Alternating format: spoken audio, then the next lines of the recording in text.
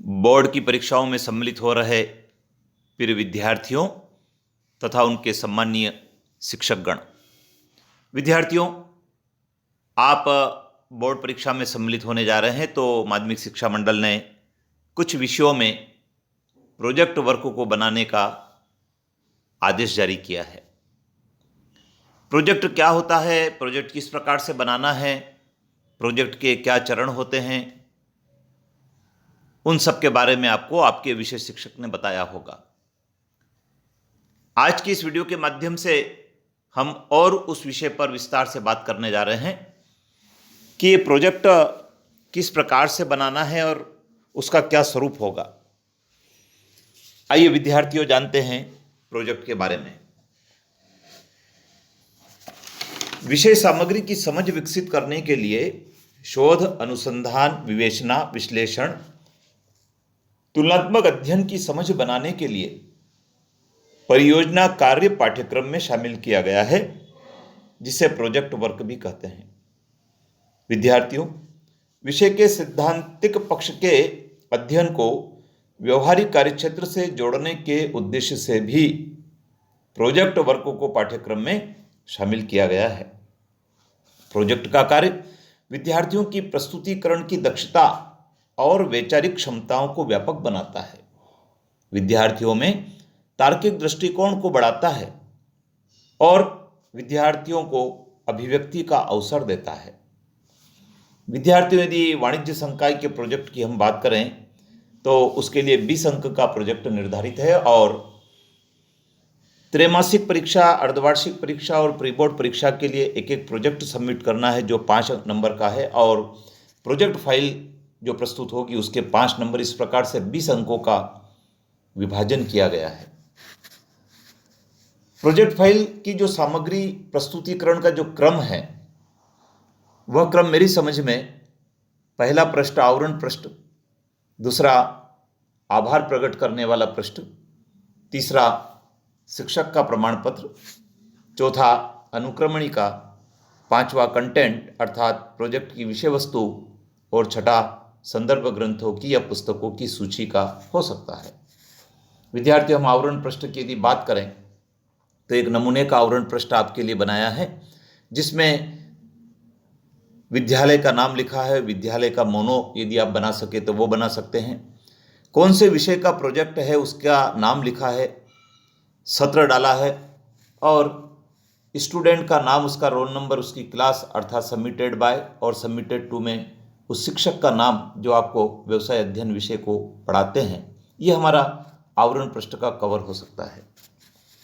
दूसरा अभिस्वीकृति का पृष्ठ है, एक्नॉलेजमेंट जिसको कहते हैं, और यह एक्नॉलेजमेंट का जो पत्र होता है ये विद्यार्थी द्वारा हस्ताक्षरित होता है। इसमें विद्यार्थी लिखता है कि मैं अपने व्यवसाय अध्ययन पढ़ाने वाले शिक्षक श्री के प्रति आभार व्यक्त करता हूँ, उनका नाम लिखता है, जिनसे मुझे प्रोजेक्ट का मार्गदर्शन मिला है प्रोजेक्ट को पूर्ण करने का। बिना मार्गदर्शन के मैं अपने प्रोजेक्ट वर्क को पूर्ण करने में असमर्थ था। ऐसा एक अभिस्वीकृति का पत्र विद्यार्थी को उसमें लगाना होता है। तीसरा प्रमाण पत्र है। यह प्रमाण पत्र विषय के शिक्षक द्वारा जारी किया जाता है और इसमें लिखा जाता है कि प्रमाणित किया जाता है कि छात्र छात्रा, उसका नाम, उसका रोल नंबर, कक्षा ने मेरे मार्गदर्शन में रहकर सत्र 20-21 के लिए व्यवसाय अध्ययन विषय के लिए दिए गए प्रोजेक्ट कार्य को पूर्ण लगन एवं निष्ठा से किया है। मैं छात्र छात्रा के उज्जवल भविष्य की कामना करता हूँ। ऐसा विषय शिक्षक के द्वारा हस्ताक्षरित एक पत्र और उस पर प्राचार्य के हस्ताक्षर, जो संस्था प्रधान होते हैं उनके हस्ताक्षर, उनकी पदमुद्रा इसके ऊपर लगती है।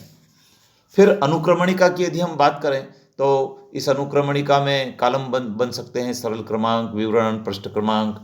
ये अनुक्रमणिका बताएगी कि किस पृष्ठ पर क्या सामग्री प्रोजेक्ट वर्क में शामिल की गई है, जिससे कि अवलोकनकर्ता आसानी से उसका अवलोकन कर सके। तो विद्यार्थियों, ये प्रोजेक्ट का एक स्वरूप मैंने आपको बताया है। अब अलग अलग विषय के अलग अलग प्रोजेक्ट के विषय हो सकते हैं।